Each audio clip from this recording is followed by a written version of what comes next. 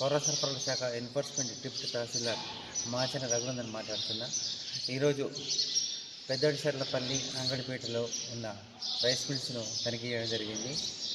గత ఏడాది 2022, 2023, 2023, 2024 అంతేకాకుండా 2024 ప్లస్ 2025 గాను ఆయా మిల్లులకు ఇచ్చిన కనీస మద్దతు ధర కింద ఇచ్చిన ధాన్యాన్ని మిల్లులో ఎంత పరిమాణం ఎంత ఉంది, ఎన్ని వడ్లను మిల్లింగ్ చేసి ఎస్ఐకి పంపించినారు, అంతేకాకుండా లెవీ బియ్యంగా ఎన్ని వడ్లు మరపట్టిరు అనే విషయంలో మిల్లులను తనిఖీ చేయడం జరిగింది.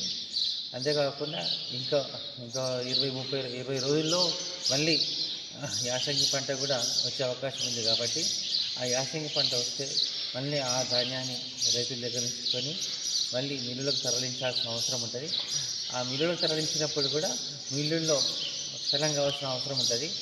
ఆ స్థలము కూడా ఎంతవరకు ఉంది అంటే ఒకటే రోజు ఒక 20 లారీలు వివిధ వడ్ల కొనుగోలు కేంద్రాల నుంచి వచ్చినప్పటికీ కూడా ఆ లారీలను ఏ మిల్లుకు పంపితే ఎక్కడెక్కడ స్టోర్ చేయగలుగుతాం అనేది కూడా పరిశీలించాల్సిన అవసరం ఉంటుంది. కాబట్టి ఏ మిల్లులో ఎంత స్థలం ఉంది అనేది కూడా పరిశీలన జరిగింది.